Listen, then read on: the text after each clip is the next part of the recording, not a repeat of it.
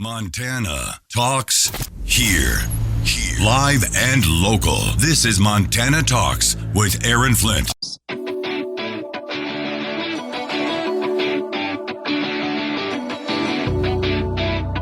This is where Montana talks. Montana Talks with Aaron Flint.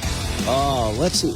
We should throw it out to our listeners. Shouldn't we do that, David? Shouldn't we throw it out to the listeners? Hey, why don't you guys give us the woke update of the week this week? That'd be kind of, I love that idea. Tim and Savage usually gives us one. You've always got great ones. I know I've got about 6 of them in front of us right here, but it'd be fun. We should throw it out to the listeners. What is your candidate for the woke update of the week here? David Knobel, great to see you. Yeah, let's see how many woke updates we can get from callers and listeners, and then at the end of the 7 o'clock hour, we will pick the woke update from the callers as the official woke update of the week. We'll pick our favorite. You know, somebody's going to get really offended if we don't pick their woke update of the week.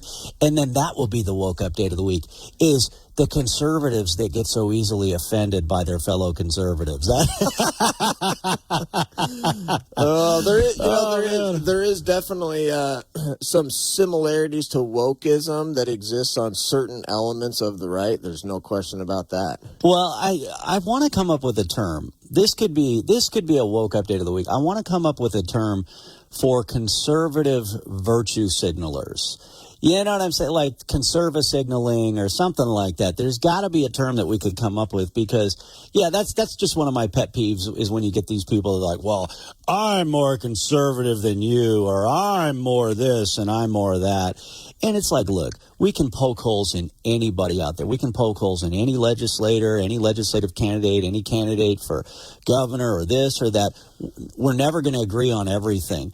But these people who are like, well, I'm more conservative than you are. And it's like, well, wait a minute. Didn't you support same-day voter registration a few years ago? Like, that makes you a rhino now. So it's just like, spare me the ego for a few minutes, like, anyway, without naming names, No, I've talked about that a lot, too, about how it's just not helpful for conservatives and Republicans to fight each other so much. And we just love to do it. It's just the weirdest thing. It's like we've got actual terrorist supporters in our country. We've got actual Marxists in our country. We've got a Democrat Party that's so and we're all gonna and Republicans and conservatives most of the time would rather fight against each other. Yeah, that's crazy. Well, and you and I have talked about the importance of primary elections, and hey, it's not the end of the world because there's a competitive Republican primary, right? But also one of my other pet peeves is guys, we've got 2 Supreme Court elections to win this year. We've got an OPI office that oversees our schools to hold on to. We've got this U.S. Senate race here. And yet you get people that will spend all their time and energy and campaign contributions on all these other fights that are going to be losing fights come June primary anyway. Speaking of which, I don't know if you saw the story about the new Senate Select Committee on Judicial Reform or whatever. In the state legislature, and they had their first meeting, and they had the attorney, I think his name is Joe Ramlo, show up. And he made a good point, which I thought was kind of interesting. And he said, judicial review, which is basically courts reviewing past laws to determine their constitutionality. You don't want to get rid of that, because what happens when Democrats control the legislature and the governor and they start passing all these crazy Democrat laws? You actually do want to have the ability to invalidate those in the future. Hey, great. That actually reminds me of a great guest opinion column by Don Kay, the chairman of the Montana GOP. Hey, we got callers on the phone lines. Jared in Anaconda, and then Tim in Billings has a woke update for us. I'm Chad Pergram with the Speaker's Lobby. Washington, D.C. chooses its wars, and for now, leaders in Washington decided the U.S. has a vested interest in the war in Ukraine. Such was the case when Congress approved $62 billion for Ukraine to fight Russia in recent days. Tucked into that package was also money for Israel. That's another conflict in which the U.S. has infused itself thanks to the votes of bipartisan lawmakers. Congress sent money to the Contra rebels to support them in the civil war in Nicaragua in the late 1970s, but lawmakers began restricting money to the Contras in the early 1980s. Reagan administration officials found a creative, albeit illegal, way to go around Congress. The U.S. would covertly sell weapons to Iran. It was an effort to curry favor with Tehran to release Western hostages held in the Middle East. The proceeds from those arms sales benefited the Contras to wage their battle against the Sandinistas. Congress may have decided against getting involved in Nicaragua, but Washington picked this particular fight. America picks its wars, and history is the judge. With the Speaker's Lobby, Chad Pergram, Fox News. Here's a look at your real weather for Billings and Bozeman. With a mix of clouds and sunshine, today we'll see a chance for some scattered rain showers developing, mainly in the afternoon hours. High temperature readings will range from the upper 40s in Bozeman to about 54 in Billings. For tonight, rain shower chances linger early, turning to snow shower chances in the Bozeman area late. Lows in the upper 20s to lower 30s. Rain or snow showers around early Friday. This is weatherology meteorologist Paul Trombley. Wow, what a show on Monday's Montana Talks. We had highlights, Donald Trump Jr., Tim Sheehy, and more from Sunday's event in Missoula, Montana. Plus, I got to catch up with Lieutenant Colonel Ivan Raglan, retired Green Beret, who was traveling to Billings, Montana with General Michael Flynn, and then a lineup of incredible phone calls from all across Montana. That's always the best part, taking your phone calls, getting a chance to hear from you. Montana Talks, this is the show where you get to talk statewide, 9 to 10, every Monday through Friday.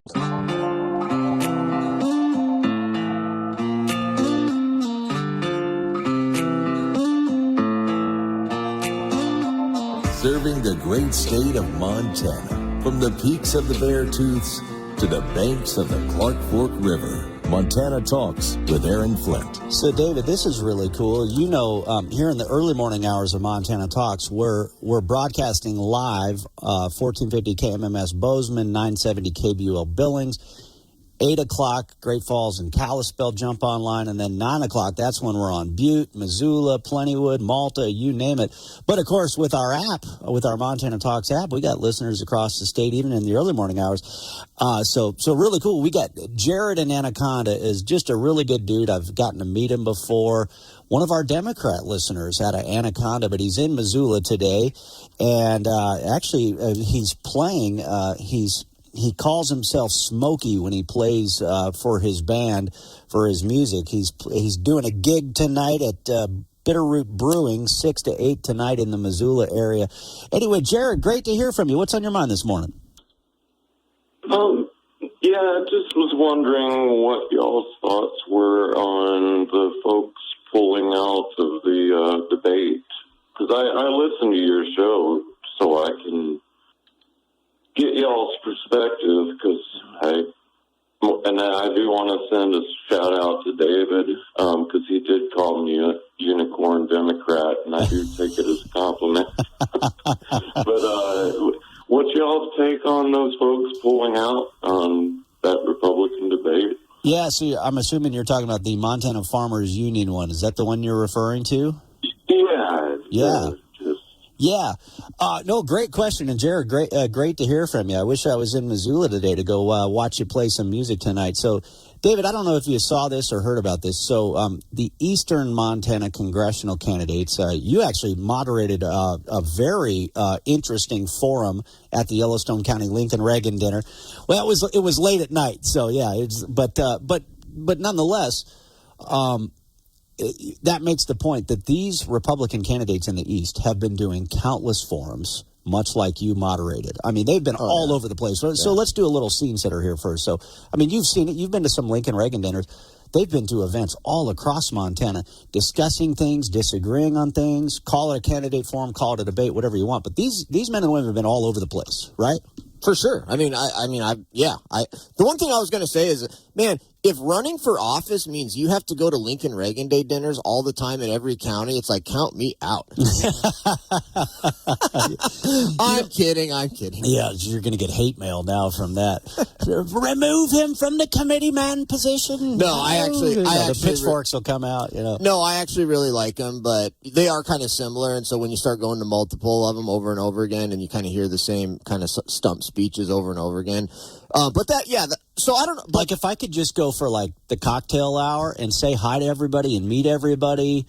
But you're right. Like if you've been to one Lincoln Reagan dinner and then you go to 12 others and you have to hear the same candidates give the same speech. Yeah. Whoa, that's why repetitive. And that's why we did something a little different here in Yellowstone County with the forum instead of just giving them time, and then with the fireside chat with Tim Sheehy, just do a little bit different. But so some of these candidates withdrew from this debate citing scheduling conflicts. Is that what happened? So apparently some of them cited scheduling conflicts, which to me it's like, why don't you just come out out and say it outright. Like the Montana. So I said this on the radio. So one of the candidates. So Kyle Austin called in the other day and he said, "Well, hey, I'm going to be at the Montana Farmers Union debate next week." And I guess Mike Dennison was the moderator of the debate. And Mike's a good guy. He was one of the most fair journalists that we've had over the years. But now that he's retired from being a journalist, it's very clear he's a partisan Democrat on Twitter.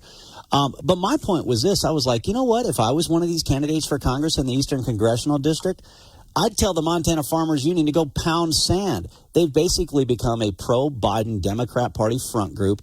The organization is led by Walt Schweitzer, the brother of former Democrat Governor Brian Schweitzer. And I've enjoyed having former Governor Schweitzer on the show here. But like, my point is this is a Republican primary debate.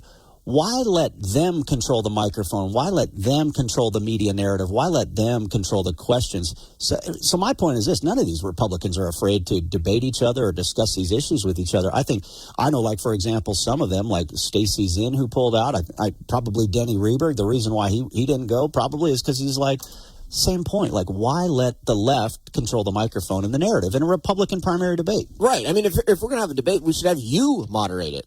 You. Well, like you did the forum here. Yeah. I mean, I think that would be interesting to have somebody conservative actually moderate one of these debates because, I mean, even in that congressional candidate forum, I mean, when I was asking them to talk about immigration, it wasn't just sort of like, oh, let's hear, how strongly you can condemn illegal immigration. No, I asked about, hey, do you support this continued legal immigration of over 1 million people a year? Do you guys recognize that we have one of the highest percentages of foreign-born populations in our country at any time since the late 1800s? Do you think that legal immigrants are assimilating in a way that's healthy for our society? Well, do you believe in chain migration? Do you support birthright citizenship? And then they all kind of just came and said, hey, we really hate illegal immigration. And it's like, no, if we were actually in a debate, where I was actually moderating a debate from a conservative perspective, it's like, no, I want answers from all of those candidates on very, very specific policy questions. Not just the same stump speech that everybody gives. That sometimes you can't even tell the difference amongst any of them. Yeah. Well, and the other point that I want to make is like, okay, so you had like ABC Fox or whoever it was that has the Montana right now. So you had TV stations and you have radio stations that are, we're going to air this debate now. So all these other forums and debates that these Republican candidates have done didn't get airtime, but now when the Democrat mouthpiece, Democrat Party front group, Montana Farmers Union, controls the microphone, and they have now a guy who's obviously propping up the Democrats on Twitter and elsewhere moderating that. Oh, now you want to broadcast it for all the world to possibly hear it, And so it's like, no, we're not playing this game anymore. We're not standing up to this fake news narrative anymore, and we're not letting you control the microphone. Anyway, that's my take. Democracy 24. Independent candidate for president Robert F. Kennedy Jr. proposing a no-spoiler pledge to President Biden that would have them co-fund a 50-state poll of more than 30,000 people in October, pitting each of them against former President Trump in a two-man race and agreeing that whoever performs weakest drops out of the race. We only have one chance to beat Donald Trump, and we need a nominee who can get the job done. That would be me. But extending the invite. I'm happy to make this same pledge with President Trump, because I can do better against President Biden than President Trump can. Saying he wants Americans to feel that they don't have to vote out of fear. That they feel that they can vote out of hope. Critics have slammed his run, including former President Trump, who called Kennedy's campaign a wasted protest vote, while more than a dozen members of the Kennedy family have endorsed President Biden for a second term. Kristen Goodwin, Fox News. Here's a look at your real weather for Billings and Bozeman. With a mix of clouds and sunshine, today we'll see a chance for some scattered rain showers developing, mainly in the afternoon hours. High temperature readings will range from the upper 40s in Bozeman to about 54 in Billings. For tonight, rain shower chances linger early, turning to snow shower chances in the Bozeman area late. Lows in the upper 20s to lower 30s. Rain or snow showers around early Friday. This is weatherology meteorologist Paul Trombley. This is where Montana talks ag with Lane Nordlund. The House Agriculture Committee Chairman G.T. Thompson shared his title-by-title overview of the bipartisan policies and priorities included in the 2024 Farm Bill. He called the legislation a product that happens when the development process is extensive and transparent, which included feedback from members of both political parties. Thompson says he plans to mark up his bill on May 23rd. Ranking member David Scott of Georgia says Ag Committee Democrats presented a farm bill counterproposal to our Republican colleagues as part of an ongoing, years-long process that can invest tens of billions of dollars in farm bill safety nets without any cuts to SNAP benefits. It's reported that Senator Debbie Stabenow, chair of the Senate Ag Committee, a Michigan Democrat, will release her farm bill proposal today. Her proposal will include summaries and a section-by-section explanation, but will not include the text. And on Monday at the public auction yards in Billings, they held their replacement cattle special. Over 1,100 head of pairs and bred cows sold. 110 of 2 to 4-year-old bred cows saw a price of $3,500 up to $3,750, with the 5 to 8-year-old cows priced at $3,375 up to $3,500. Short-term cows anywhere from $1,900 up to $3,500, while heifer pairs brought prices of $2,800 up to $3,750. I'm Lane Northblond.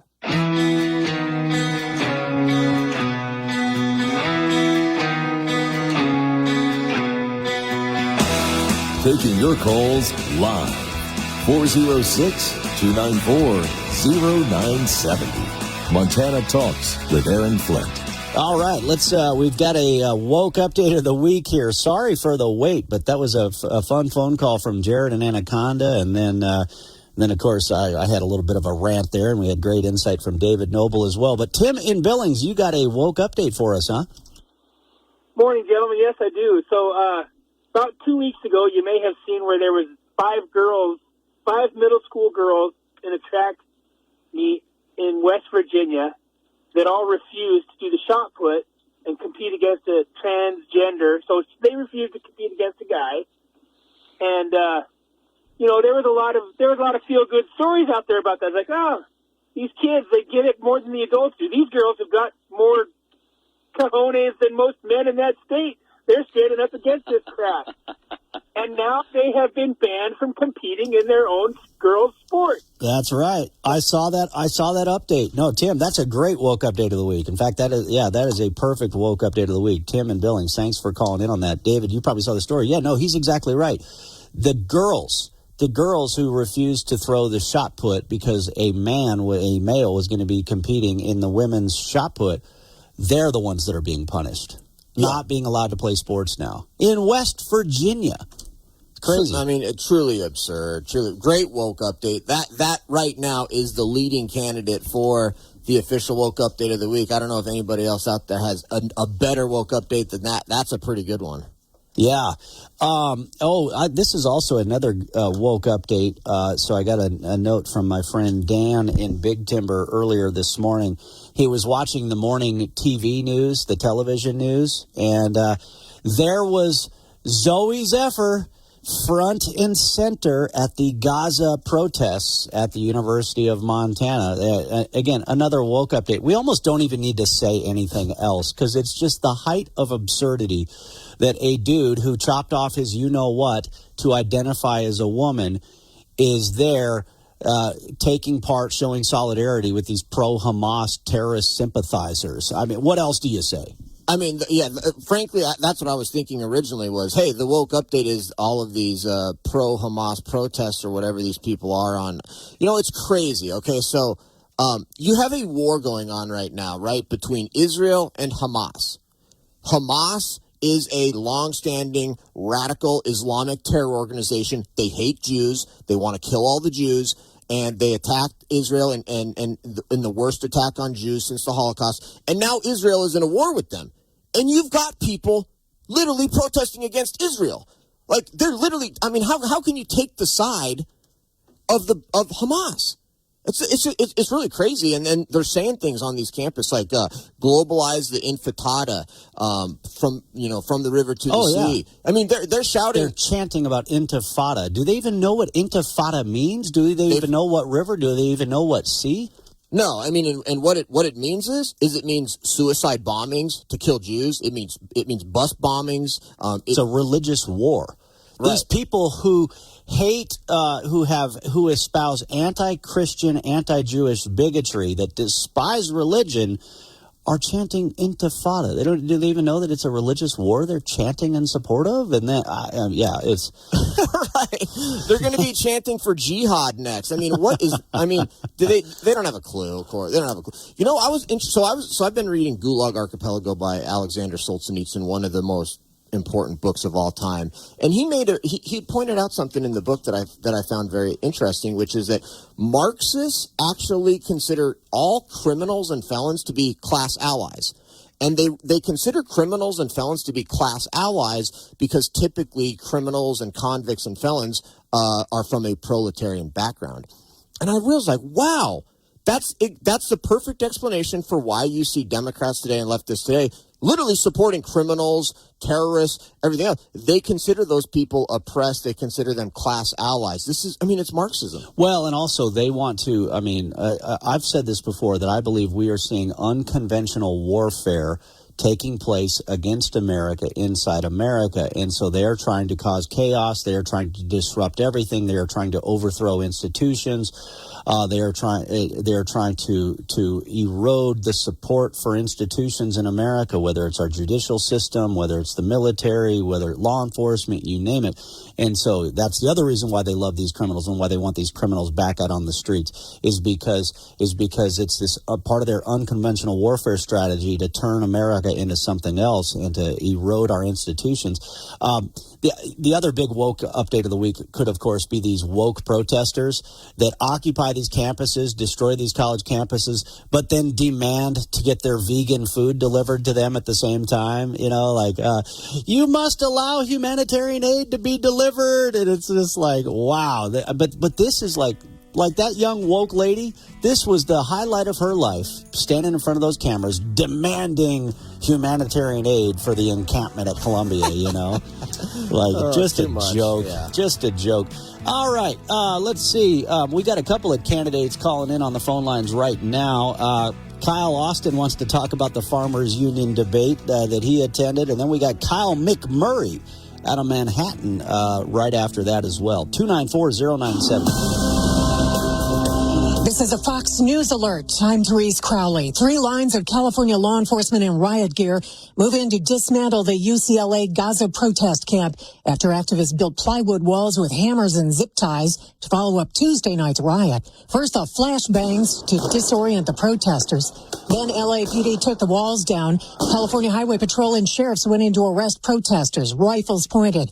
Pepper balls at the ready. Protesters locked arms to stop from being peeled off, but then they're arrested one by one, cuffed, police pulling down masks, piles and piles of junk and graffiti all around.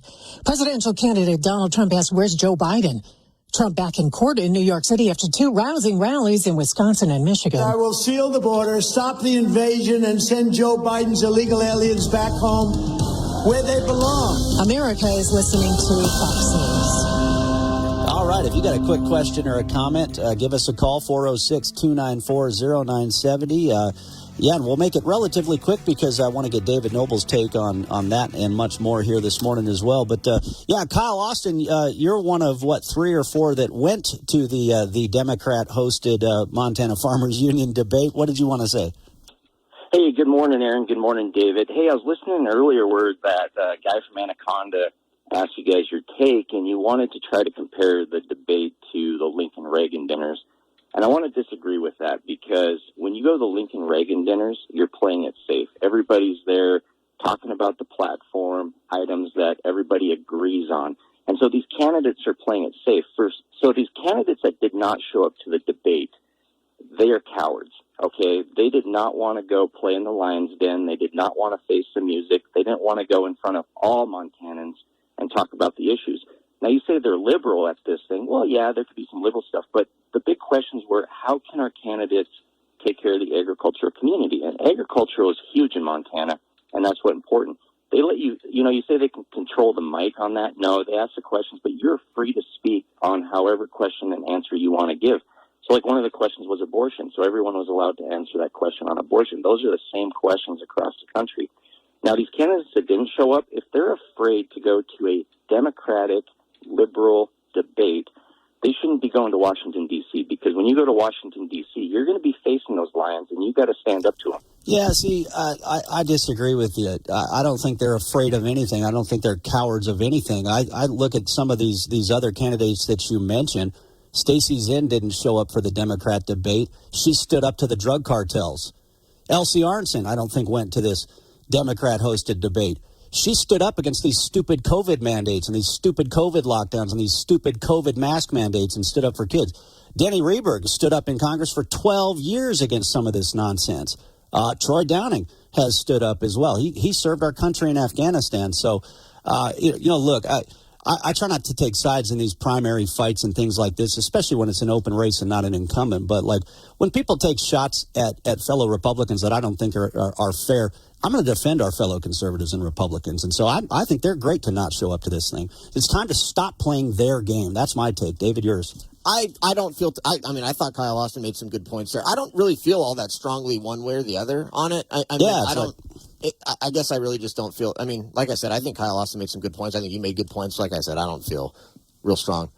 Yeah. All right. Kyle McMurray, stand by. We'll get to you right after the break here. David, you sent out a great tweet talking about John Tester, liberal Senator John Tester, and how he is shadow boxing somebody that's not there. He absolutely is. You see these tweets from John Tester, and it's just laughable how... And he's like, our public lands aren't for sale. It's like, who said they were? Like, who are you talking? Who is selling public lands? And so you had a great tweet where you said Tester is shadow boxing someone that's not there. It was just classic. All right, Kyle McMurray, stand by. We'll get to you right after this. This is the Montana Economic Minute.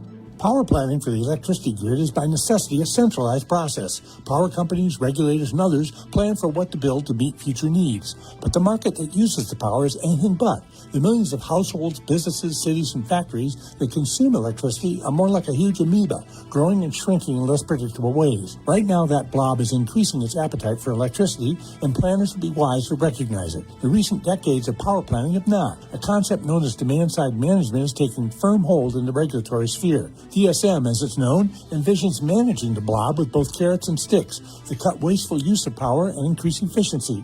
You see the fruits of this in your LED lights and your high-efficiency refrigerators that are usually the only products allowed for sale. But the blob of demand is not so easily managed, and its needs for more air conditioning and data processing is not following the plan. I'm Patrick Barkey. Brought to you by the University of Montana Bureau of Business and Economic Research. Media Minute with Howard Kurtz.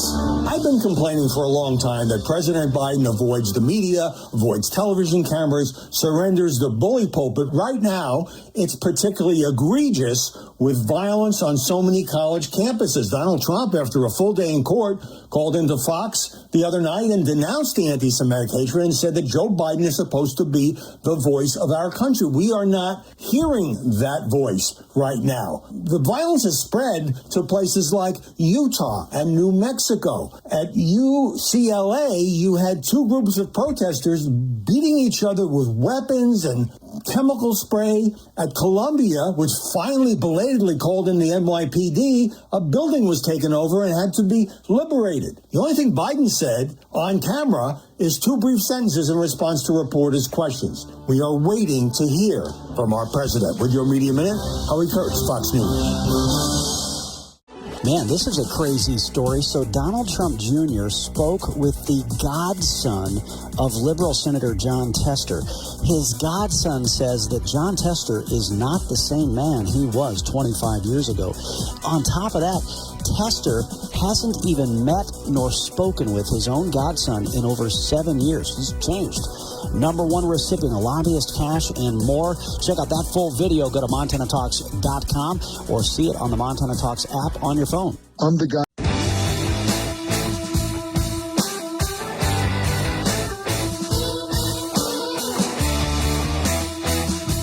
This is where Montana talks. Montana Talks with Aaron Flint. All right, we got the phone lines open as David Knobel is here with us. We will have more open phones time without a sidekick in the 8 o'clock hour as well, so more time for you to talk then.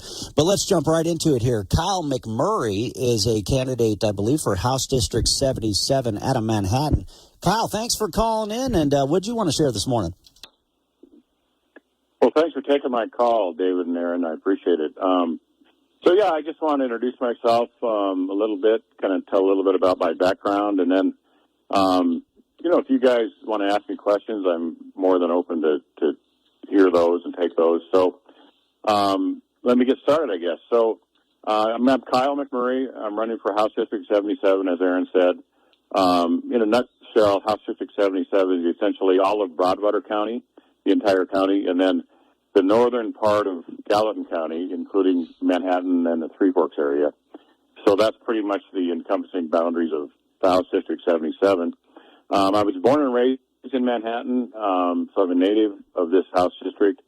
I was an eye doctor for 40 years, and I retired about 18 months ago and decided to give something back. So my wife and I made the mutual decision to run for this office, and here we are in the middle of a hearty campaign. So So why are you running? Yeah, I mean, we're a little short on time because the challenge is we've got a lot of legislative candidates out there. So if we give you too much time, they'll all be demanding all sorts of time as well. But that's why I love it when guys like you call into the show and talk about your campaign. But real quickly, why would you say you're running? And I believe there's a competitive Republican primary there. So what would you say distinguishes you from your opponent, and how would you tell folks that you're a real conservative? Well, I'm running my campaign motto is preserve Montana values. And, the reason I chose that motto is because that's what I stand for. I just, we live in such a special place. And, those of us that have lived here our whole life, those of us that chose to move here anytime during our life, we chose this place because it's pretty special. It's quite special. And we want to preserve those values, including, family values, parental rights, farmers and ranchers' rights, including water rights, their property rights, those kinds of things. And I just don't, I would hate to see Montana go the way of some of our liberal leaning neighbors that have occurred in the last, 10 to 20 years. I could name some: Oregon, Washington, the whole West Coast, Colorado, and a lot of all those places used to be really nice places, and they're still nice places from a landscape standpoint, but their political environment has gotten way too liberal. And so let's preserve Montana values, and that's what I'm about. All right. Well, Kyle McMurray, thanks for calling in. Great to hear from you. Yeah, and I enjoy it when the candidates will call in because, there's, 150 seats in the legislature, and then if you have three people running in one race, that's a lot of candidates. And so it's great when we get these nice surprise phone calls. But David Knobel, you were saying he was actually, one of your doctors growing up as a kid in Manhattan? Yeah, so I know him as Dr. McMurray. I mean, and that Dr. McMurray is like this childhood name that it's like it was such a blast from the past to hear that. So yeah, no, I mean, I'm from Manhattan, grew up in Manhattan, and so Dr. McMurray was my eye doctor, and glad to see that he's running now, and I like the message that he just put out. Yeah. All right. Well, let's go to Jeff in Billings next up on the phone lines. Jeff, what's going on? Hey, good morning, Aaron. How are you? Good. So I just saw a document from School District 2 that Billings has been accepted as a sanctuary or a resettlement city. What do you guys know about that? Oh, yeah, we've been talking about that for a while now. Well, wait. What did it say about been accepted as a resettlement city? Is this, the Biden State Department has said, yes, Billings, you are a official resettlement city. Is that what the language basically entails? Yes. Yeah. So this is Joe Biden. And this is John Tester's State Department because they are in charge of the State Department. And, yeah, they are dumping so-called refugees into Billings, Montana. And at least 100, families was the last number that we heard. And so now School District 2 in Billings has got to figure out a way because they're, David, as I understand it, they're required by law to provide education to any kid that comes here, whether legal, illegal, refugee, American citizen, whatever, they have to provide education under the law. So they're trying to figure out, okay, how do we teach all these kids that speak a variety of languages? Because they could be speaking Ukrainian, they could be speaking Pashto or Dari, they could be speaking Spanish, depending on the various countries they're coming from. Yeah, I don't know that much about that issue. And it's for me, it's kind of like, look, if you're an actual refugee or an actual asylum claimant, like, that's fine and that's good, and I don't have a problem with that. The problem is that we can't trust the Biden administration to do it right, to vet them right. And, of course, the asylum claimant process is being completely abused. There was a big Wall Street Journal report recently about how the asylum process is being abused. And it used to be that if you got caught illegally at the border, like, the Border Patrol would ask you, like, what are you doing? Like, are you an illegal alien? Now they just assume that you're going to claim asylum, and as soon as they find you, they immediately start processing an asylum claim, because they've all been trained about what to say to make these asylum claims, which of course 98% of them are completely fraudulent. But once they make their little asylum claim and they're given a court date sometime in the 2030s, and now they're in the United States, that makes it a lot more difficult than when people say, okay, now we've got actual refugees or actual asylum claimants here that are legitimate to take them in. Yeah, no, so well said right there. I interviewed a guy named John Fabricatori, and he was the ICE field office director for the whole state of Colorado and then also for the entire state of Wyoming.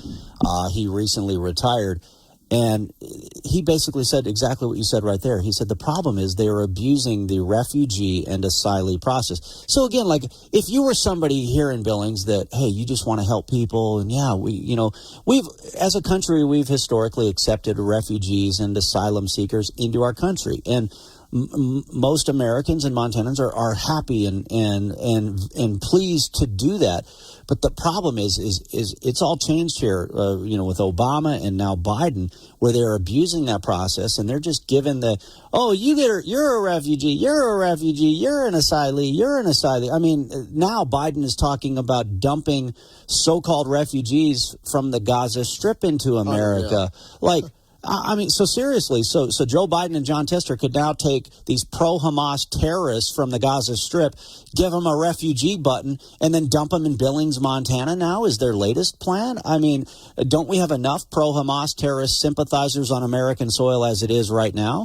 You know what's interesting? So I went to University of Miami Law School and lived in Miami for 3 years, and one thing that I noticed was the Cubans down in Miami that fled communism under Fidel Castro, those people understand our freedom and our Constitution way better than almost all Americans. And in fact, I remember, actually I had a roommate, I was going to law school with her, and she was a Cuban ancestry. And I remember her parents, who were actual Cuban, they fled from Cuba, they said, and they said, you Americans, you guys got to be very, very careful. What the Democrats are saying right now in America is exactly what the communists have said in Cuba and in other places. And so, from my perspective, and when it comes to immigration, I've always said, I think the factor that we should consider when it comes to immigration is whether the people that want to come here support our Constitution and support the principles behind America's founding of limited government, et cetera, et cetera, et cetera.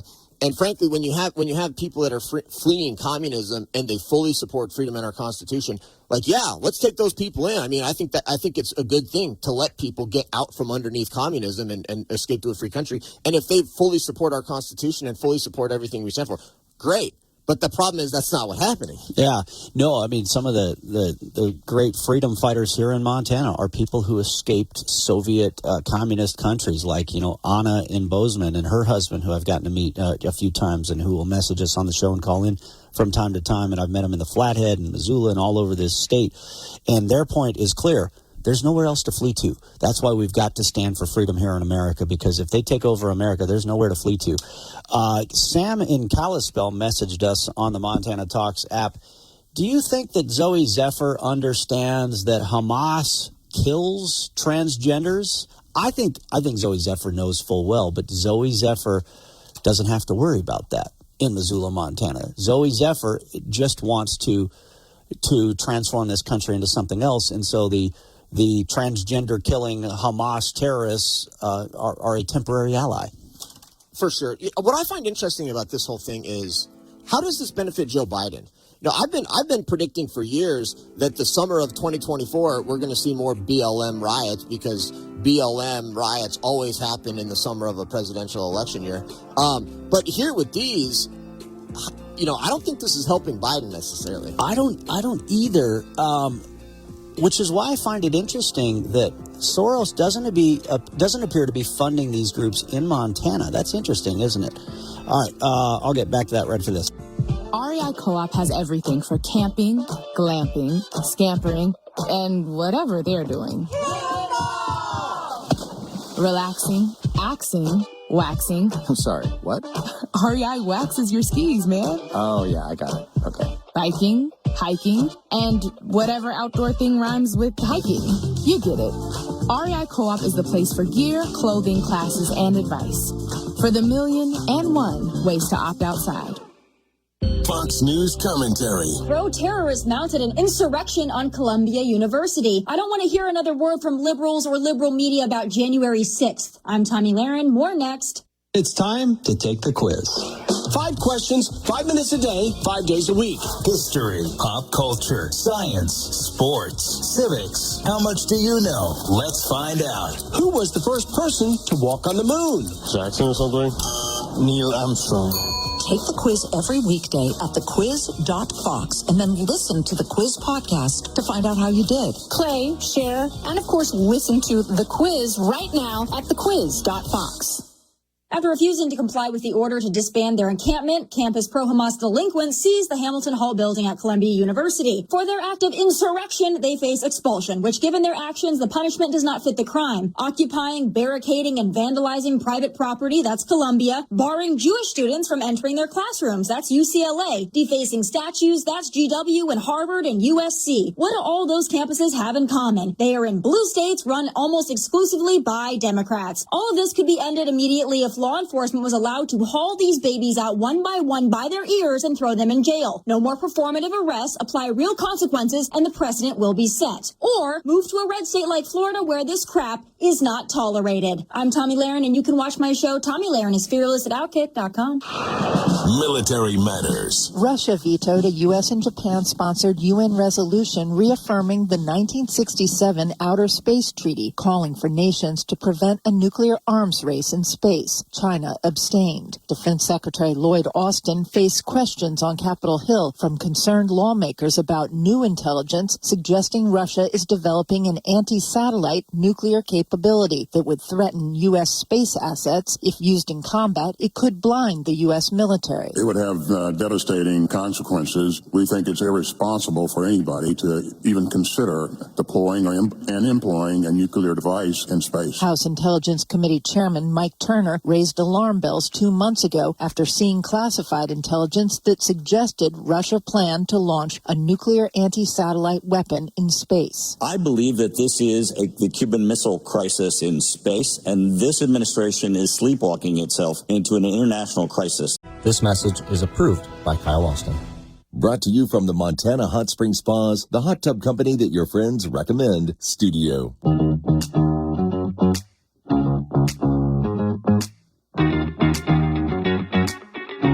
Taking your calls live, 406-294-0970. Montana Talks with Aaron Flynn.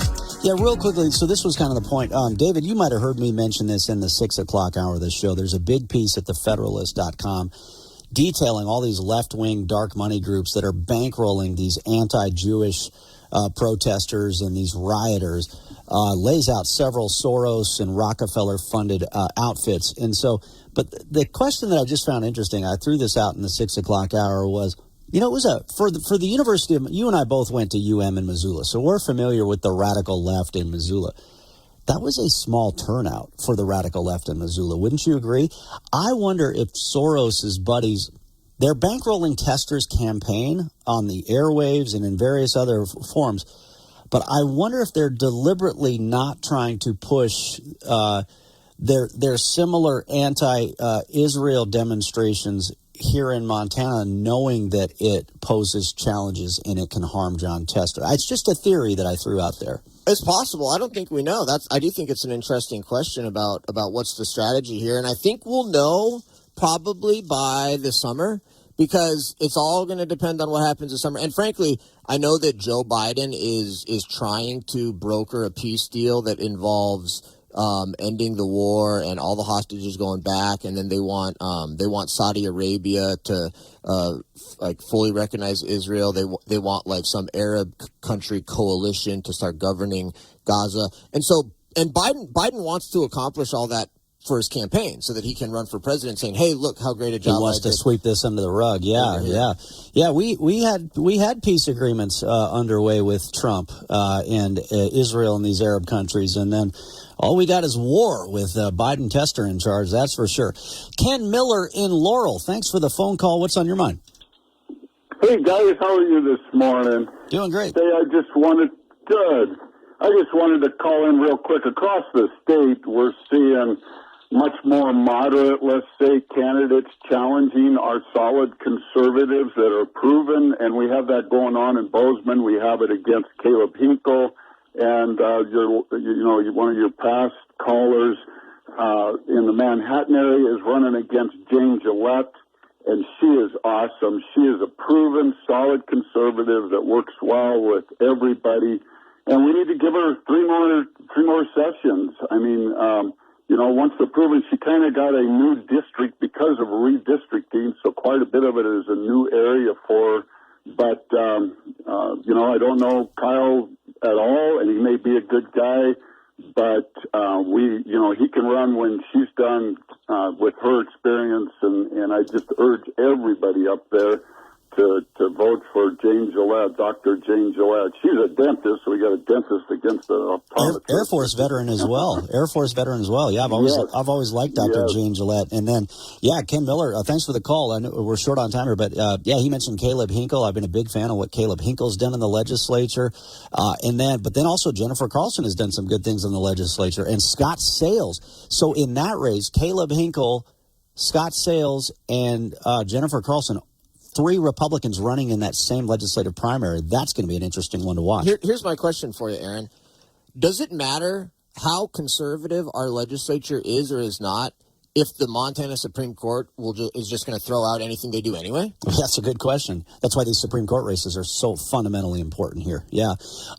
What I think is brewing in the background is Medicaid expansion, the debate over Medicaid expansion. So that's one question I need to be thinking about when we get some of these legislative primaries is, okay, where do you stand? Because that sunsets, I think, here coming up. So I think that's part of what's at play in the background. I know that's what I was hearing about in Northeast Montana, for example. Speaking of Medicaid, I find it so weird the way the Democrats think it's bad when people get off public assistance, right? And so there's a bunch of people that have got jobs, or maybe they got married, or they did something and they no longer qualify for Medicaid because now they make money and they got a job.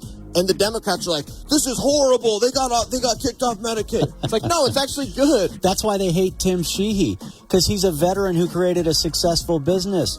They don't want you to be successful. They want veterans to be victims. They want us all to be victims.